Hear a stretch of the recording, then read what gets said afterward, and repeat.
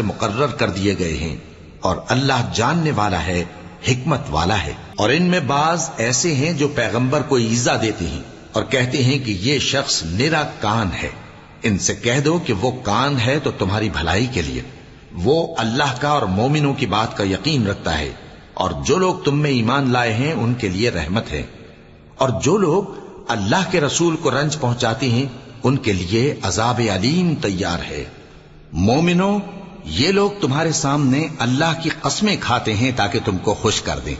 حالانکہ اگر یہ دل سے مومن ہوتے تو اللہ اور اس کے پیغمبر اس بات کے زیادہ حقدار ہیں کہ یہ انہیں خوش کریں۔ کیا ان لوگوں کو معلوم نہیں کہ جو شخص اللہ اور اس کے رسول سے مقابلہ کرتا ہے تو اس کے لیے جہنم کی آگ تیار ہے جس میں وہ ہمیشہ جلتا رہے گا، یہ بڑی رسوائی ہے۔ منافق ڈرتے رہتے ہیں کہ ان کے بارے میں کہیں کوئی ایسی صورت نہ اتر آئے کہ ان کے